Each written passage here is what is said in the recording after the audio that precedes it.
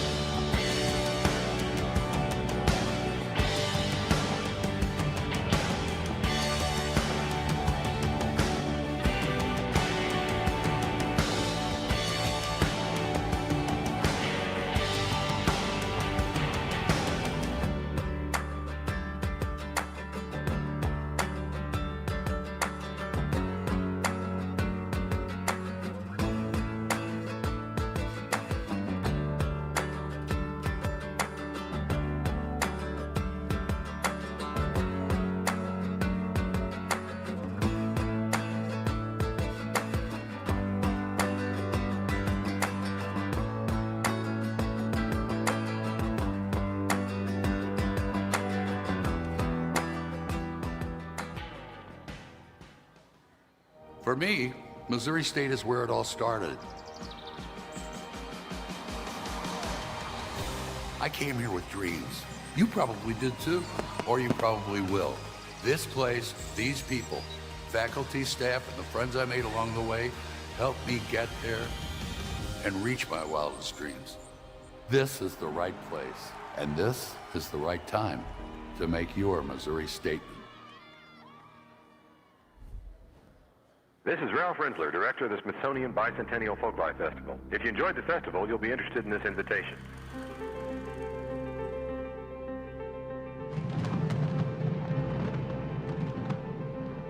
Ladies and gentlemen, an opportunity like this cannot be taken for granted. This evening, we are going to be beating our hearts out for you all, so I want to see people enjoying themselves. So get up and feel the music and do something about it, okay?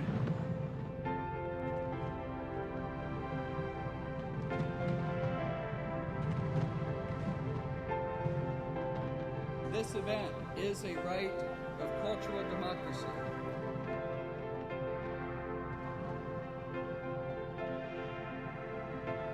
We have many, many partners, you included. I encourage you to stand alongside with us as we travel this journey year after year. Hi everyone, my name is Caitlin McConnell and I'm very excited to welcome you to this session where we're going to hear more from Phyllis Speer, who is an expert chef and Ozarks expert. But before we get into her introduction and letting her start helping us understand more about the things she's going to make today, I have a few housekeeping things to read. First, officially, welcome to the 2023 Smithsonian Folklife Festival. For over 50 years, the festival has convened people on the National Mall to explore, exchange, and engage the power of culture and creativity in our lives today. This year, our two programs are the Ozarks, Faces and Facets of a Region and Creative Encounters, Living Religions in the U.S. Add your festival stories to ours on social media with the hashtag 2023 Folklife. The Smithsonian Folklife Festival is produced by the Center for Folklife and Cultural Heritage and presented in partnership with the National Park Service. This festival is made possible by people like you. Visit festival.si.edu to join our community of contributors. We also receive federally appropriated funds, Smithsonian Trust funds, contributions from governments, businesses, foundations, and individuals, in-kind assistance, and food, recording, and craft sales. The festival strives to maintain an accessible and inclusive environment for visitors of all abilities. If you are in need of accessible seating options or assistive listening during this presentation, please see our venue manager volunteer wearing an Ask Me button for assistance. Detailed accessibility information about all of our festival accessibility services, including ASL interpretation, audio description, real-time captioning, and a variety of other services can be found on our festival website or by visiting the information booth. Promotional support is provided by the Metropolitan Washington Airports Authority and Washington Metropolitan Area Transit Area Authority. I've also got a few sponsors to thank since we're here at their support. The Ozarks program is produced in partnership with Missouri State University.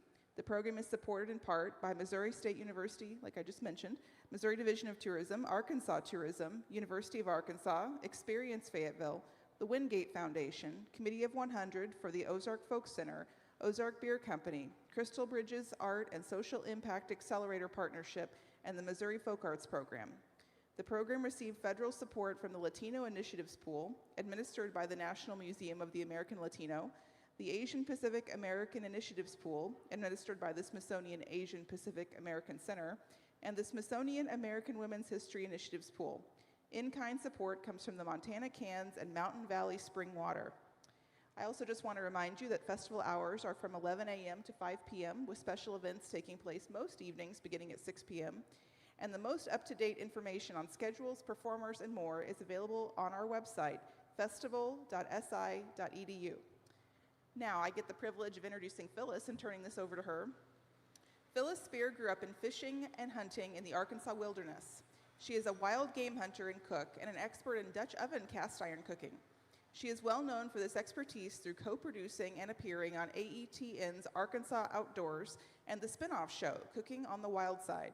She was inducted into the Arkansas Outdoor Hall of Fame in 2007. She loves to hunt, fish, canoe, camp, garden, cook, knit, read, and play with her grandsons. And with all of that, please welcome Phyllis Speer. Thank you, Caitlin. And thank you all for being here. It is my pleasure to be here, and I'm so happy that you've chosen to spend part of your afternoon with me. And hopefully, when you leave here, you will have learned just a little more about the Ozarks that I love and endear so much. I live in north central Arkansas. I live in the Arkansas Ozarks. They cover a vast region, but I live in the Arkansas Ozarks. And I live in the north central part of the state that is about, it's pretty close to Missouri. Now, the nice thing about where I live in a small town called Buffalo City, and it's where the Buffalo National River, how many of you have ever heard of the Buffalo National River, or have any of you ever floated the Buffalo National River? Yeah, well, it's known worldwide for its floating streams, canoeing. In the springtime, there's some white water, but as a rule, it's just nice, easy floating. Well, where I live, the Buffalo National River flows into the White River. Now, the White River is a world-renowned trout fishery. Now, you might think, how in the world do trout grow? How do trout live in Arkansas?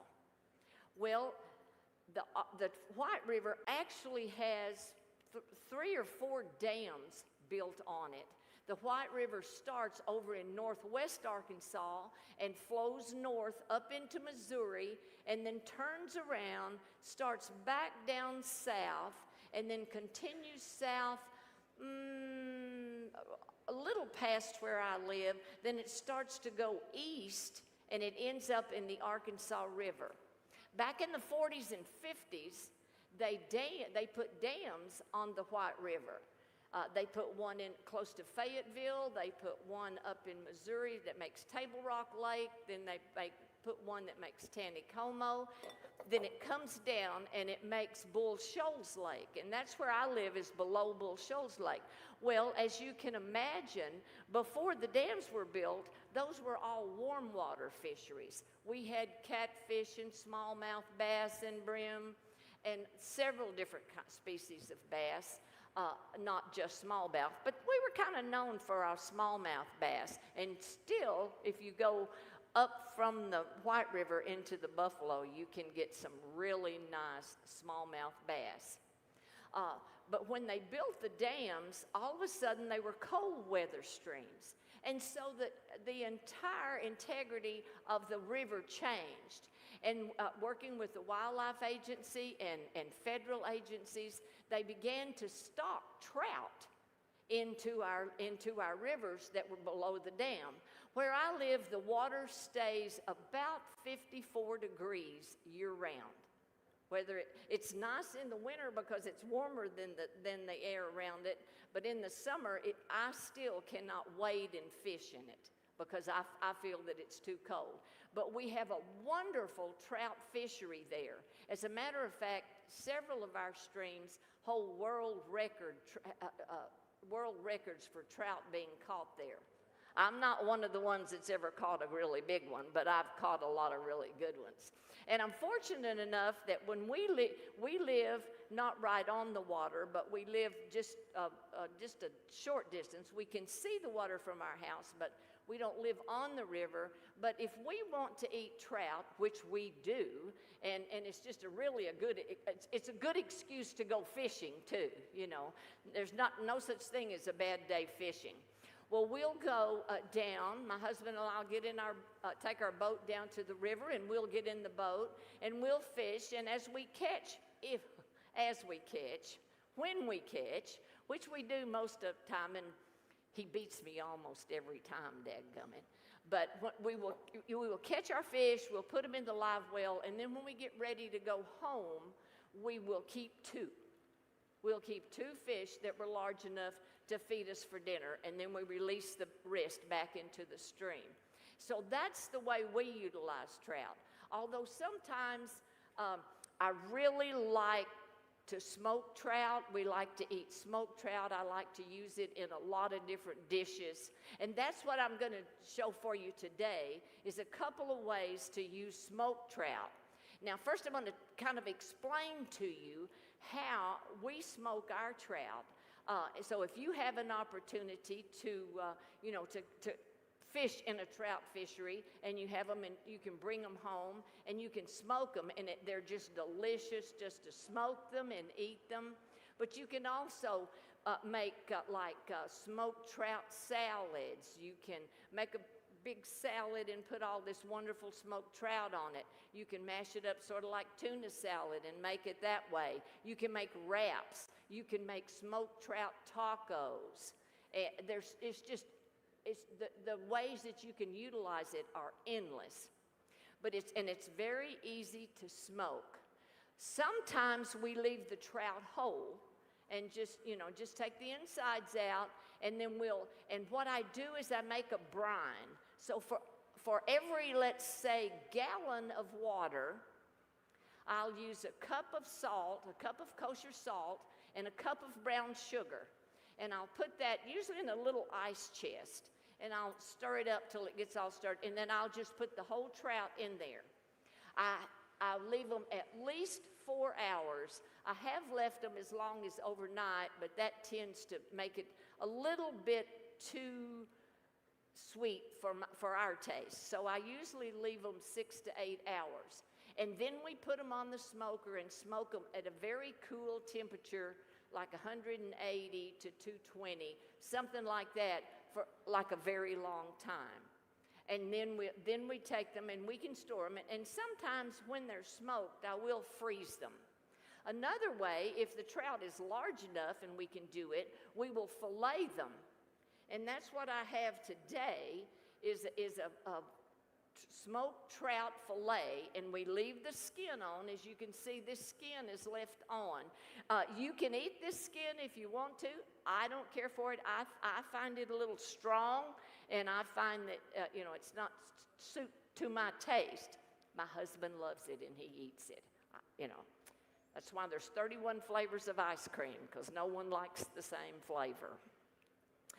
So when we fillet them, we still brine them, put them in the brine, but we just don't leave it as long. We maybe leave it an hour or two. And then we take them out and we put them on the smoker just like this. It's just the fillet. and then we don't smoke them, is it doesn't take as long to smoke them either, and you just have to sort of look. You can get them much drier than this. This is a really good consistency. I think this is a really good smoked trout. Now, I'll have to admit to you, this is a store-bought smoked trout. I didn't bring this trout all the way from Arkansas, but you can, and that's the nice thing today. There are a lot of places that have smoked trout. Now, once we go over these dishes I'm going to make, if you by chance, don't have accessibility, if you can't get smoked trout, well, try it with smoked salmon, because this recipe is very conducive to using smoked salmon also, and I don't think you'd be disappointed in it. So the first recipe we're going to make is we're going to make what I call White River smoked trout spread, and essentially it's just a spread that you can spread on, you can dip it with crackers, you can put it on crackers, you can dip down into it with vegetables, and that's what we like to do with it. So it's a spread or a dip. Also, another good way to use it, though, because it makes a considerable amount. If you have a party, it won't last; it'll be gone. But is to take a flour tortilla and make a wrap with it and put different vegetables on it. That's really delicious too. It's very simple. It doesn't have many ingredients at all, and we're going to go through it, and I'm going to show you how to do it. So the first thing we're going to do is we're going to take about 4 ounces. This package that we have is 8 ounces, and it's half a pound of trout. There are 2 fillets in there. Here's the other one. And we're going to take this one, and we're going to put it in the food processor, and we're just going to pulse it just till it gets sort of crumbly. Kind of small and crumbly. I don't know if you can see this or not, but it's just real small and crumbly. Then our next ingredient is an 8-ounce package of cream cheese. Everyone has that. That's real easy to find and use. These are kind of the basic, simple ingredients, and then we'll add the yummos here in a minute. So we put that, and then we pulse that just until that mixes up.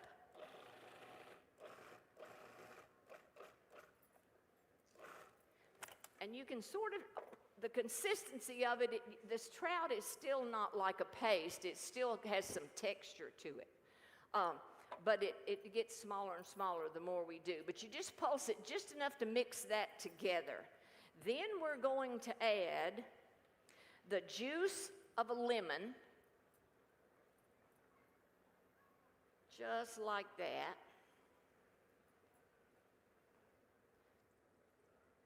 I've done this recipe so many times and taken it to potlucks and parties and things, and for some reason I've never been able to take any home. I don't exactly know why, but it's usually all gone by the time I pick up the dish to go home. So that's 1/2.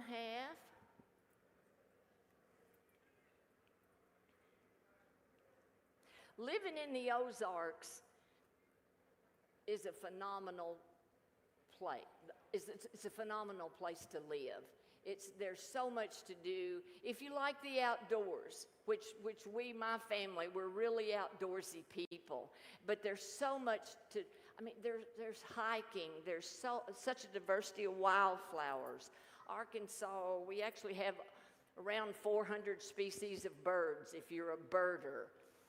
Those streams, we have over 10,000 miles of streams and waterways that you can hike and canoe, and then we have large compounds. I told you earlier about them damming. The river was dammed for hydroelectric power.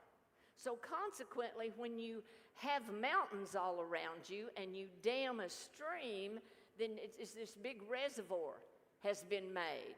And people come from all over, have cabins all over the lakes, and they, ski and swim.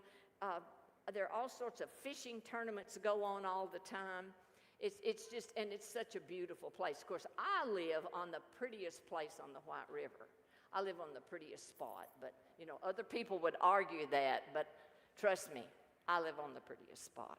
So we've put our trout in there. We've put cream cheese. Now we're going to put about a tablespoon. And this, if you ever decide to make this dish, you use however much horseradish you would like to use. If you're a horseradish person, you may want to put more.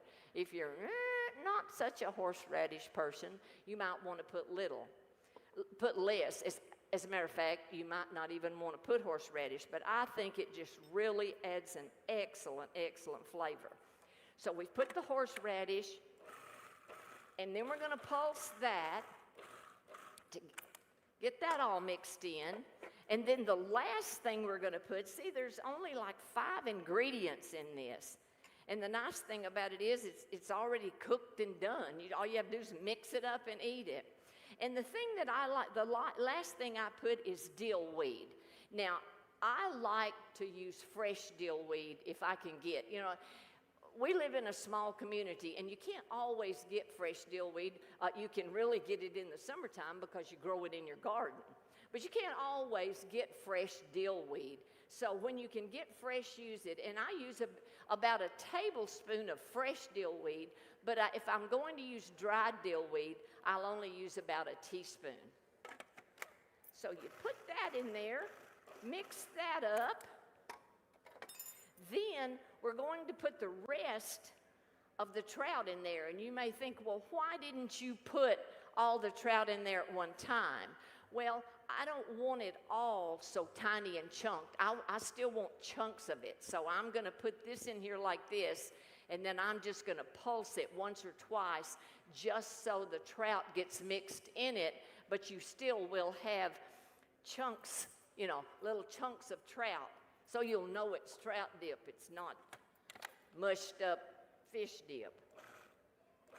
So we just do that just 2 or 3 times. So we take that out.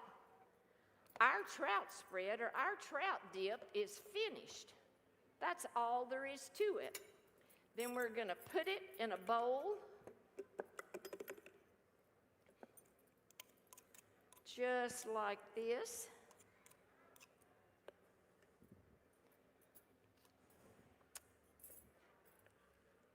We're going to put it in a bowl and serve it up. I wish you could have some of it.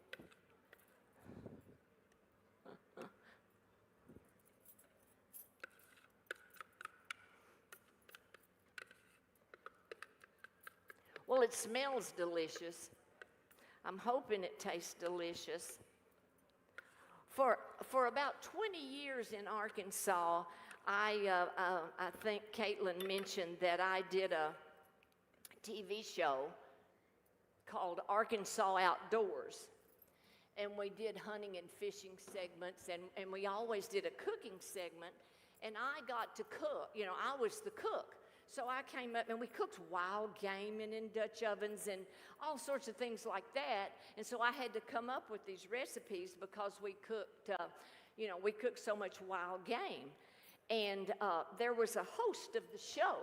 His name was John Philpott, and everybody loved John, but he's a rather robust man, and he loved to eat. But the nice thing about John is everything I cooked when I got through, he said, Phyllis, that's the best thing you ever cooked. So hopefully whomever gets to eat this will think the same thing. This is smoked trout spread. So it's very easy if it's something you might be interested to make, if it's something you have an interest in. I hope that you took the time to write down the ingredients. I'll go over them one more time just to make sure if you want to write them down, you can. We took a ½ pound of smoked trout, just an 8-ounce package of cream cheese, 1 lemon that we juiced, 1 tablespoon of horseradish, and fresh dill if you can get it, dried dill if you can't, and mix it up. You saw how I mixed it up. Very easy to mix up, very easy to do, but I think you'll be surprised if you served it at your next party, just exactly how good it really is. So that's our first recipe. That was a very simple one. Oh, thank you so much. The next one is also smoked trout, but we're going to do a little cooking with this smoked trout. And the first thing, these are, I'm sure that most of you have eaten crab cakes. And don't we love crab cakes? Well, we don't have many crabs in Arkansas. And the crawfish that I might get, a crawfish tail is about that big, and it would take a lot of crawfish to make that, to make something like crab cakes. So I decided that we should make smoked trout cakes. And they're just, made essentially like crab cakes, but they're made with smoked trout. And also, they're so versatile as to what you can do with them. You can serve them with your dinner, with a salad, and you have a wonderful meal. You can make them smaller and serve them as appetizers with the tartar sauce that we're going to make. One of the things that I went to Oregon visiting one time, and we went to this restaurant, and they had crab cakes Benedict.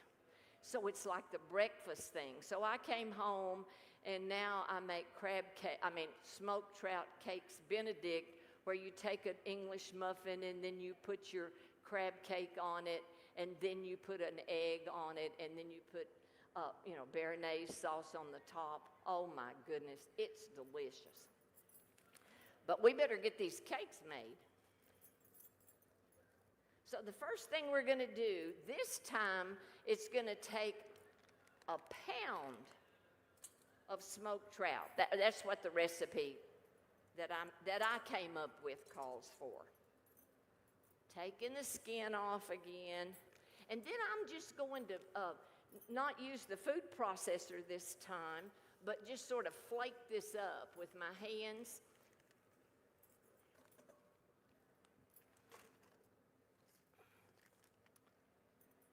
I'm not a very tidy cook. My husband says the goodness of my cooking is in direct proportion to the mess I make. So I'm not real tidy, but I sure do like to cook.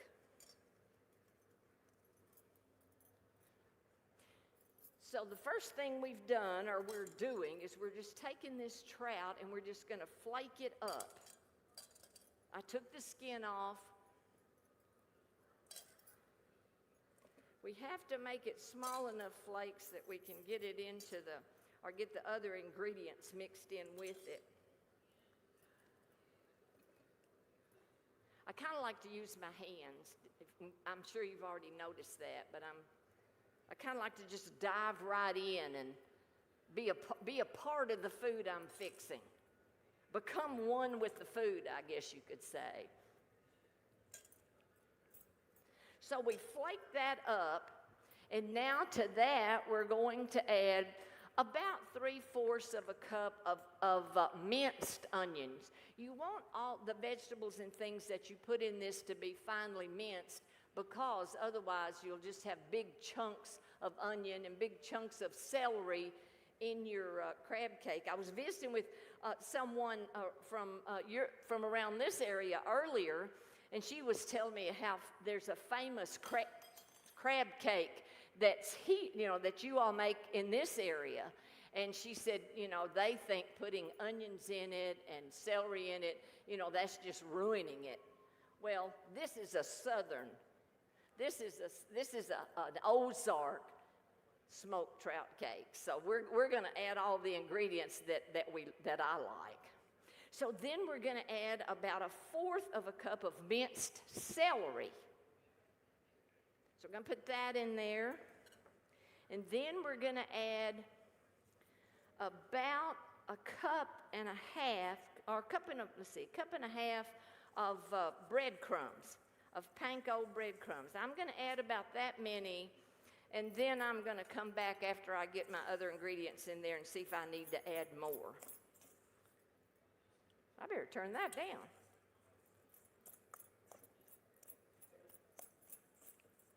And we're just mixing that up really well, sort of chopping the trout in, if they're big hunks, we're chopping the trout into that. Then we're going to add about a teaspoon of salt. The trout is all smoked, smoked meats and smoked trout is already somewhat salty. So I don't add a lot of salt because I don't want the whole dish to just taste like salt. And then we're going to add some black pepper, about a teaspoon of black pepper. I like freshly ground.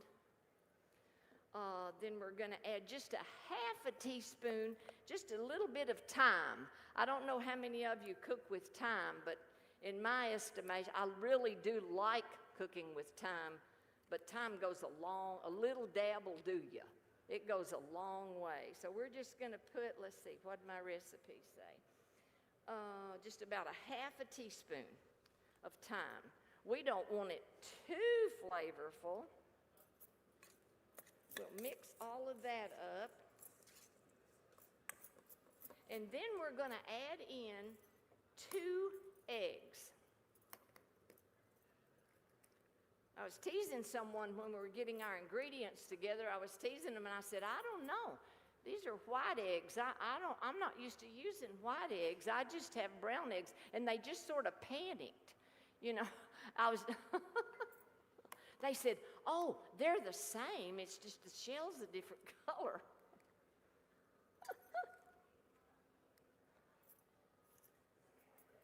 So we're going to mix those up just so we can get it to where we can make it into patties.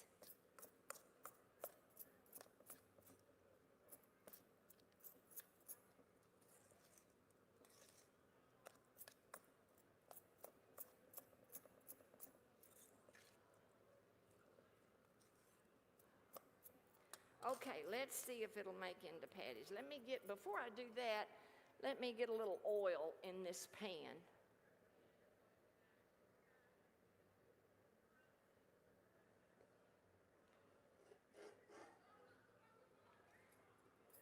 So now we're going to see if we can make this into patties.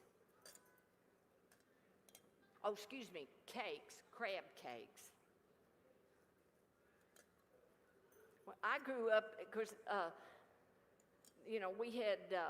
we had salmon patties, but the salmon was out of the can, or even to the point sometimes we had mackerel.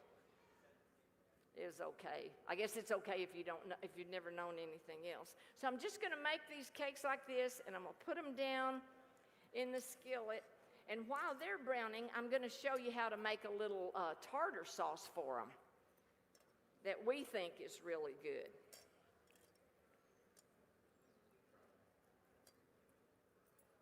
While I'm making these, are there any questions? Does anyone have a question or a comment that they'd like to, if you wouldn't mind, if you'd walk up to the microphone, then we could get that recorded. Well, now, don't everyone talk at one time. What else can I tell you about the Ozarks? As I mentioned before, we're real outdoors people. And the Ozarks are so beautiful within themselves, but they're beautiful waterfalls.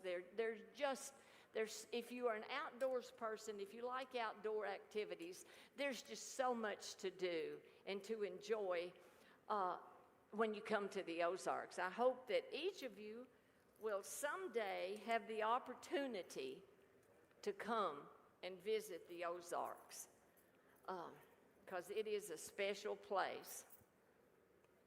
And it amazes me how many people don't really even know where the Ozarks are, or they don't, they think it's just like a small area in Arkansas, or it's a small area in Missouri, and actually it covers Arkansas, Missouri, a little bit into Illinois, a tiny, tiny edge of Kansas, and then some of Oklahoma. So that's actually, there are maps around that show the Ozarks. And so that, that's a lot larger than most people think or realize. So I'm going to set this over here. We have these cooking. I better turn it up a little bit. They're not going to let me stay all afternoon. They're telling me I just have so much time left, so I guess I better get busy. Now, the tartar sauce that we're going to make is just a little different than your store-bought tartar sauce, and we like it a lot better. But it takes about, I need another spoon. It takes about a cup of mayonnaise. And I'm kind of excited because I'd never heard of Duke's mayonnaise. How many of you have ever heard of Duke's mayonnaise? Oh, look here. We have, apparently, if you eat Duke's mayonnaise, you are a die-hard Duke's mayonnaise person. But I had some guests come from South Carolina, and I said something, well, do you want mayonnaise on that? And they said, is it Duke's? I said, I never heard of Duke's mayonnaise. So, I just have Hellman's, but they managed, I think. But I've heard that there's a cult of Duke's mayonnaise people. So we're going to take that mayonnaise. We're going to take some more lemon juice. Put it in here. Probably about a half a lemon would be enough for this. Then we're going to put... let me see, where's it? Here it is. About 2 tablespoons of, I'll do it like this, of sweet pickle relish. Sweet pickle relish, about a tablespoon of capers. Isn't that an unusual thing to put in tartar sauce? But they really are good. Oh, I think we have a question. Yes, sir. Yes, I want to find out, are you looking for official tasters? And if so, how soon will they be done? You know, I hope you can see this gentleman because he somewhat reminds me of my cohort, John. And I think you'd be a good taste tester. Thank you so much. Okay, and then we're going to put a little more fresh dill in this tartar sauce. And I'm just going to cut it up just like that. I'm going to have to take a minute here and look at my cakes. They're smelling. I don't know if you can smell them or not, but they are a-cooking. Let me see here.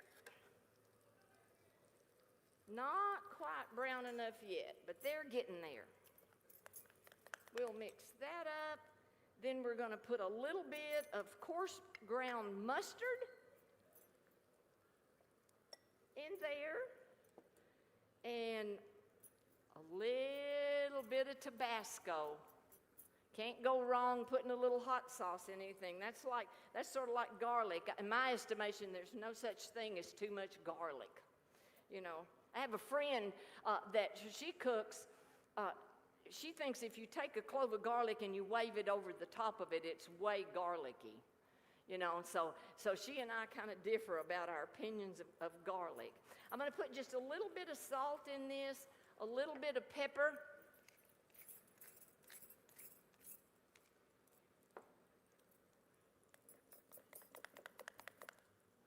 We are going to start, oh my goodness. I might could just eat this just like this, you know, not even put it on something. This is our homemade tartar sauce. If you're interested in the recipe after we get through, you can trace me down, and I'm happy to share it with you. You know, nowadays you don't have to write a recipe down. You can just take a picture of it with your phone. Oh my goodness. That's way ahead of my time. Well, these crab cakes, these smoked trout cakes are cooking. They're not done yet, but they're cooking. But hopefully you can see that and sort of see what it looks like when it's done. One side's done. I just serve these on a plate with the tartar sauce and just let people go for it. You have that in a salad, and it's a nice dinner. I thank you all very much for taking just a little bit of your afternoon and spending some time with me. I hope you learned a little bit about making crab cakes. I hope you learned a little bit about the Ozarks, and I hope you'll all come see us. Thank you.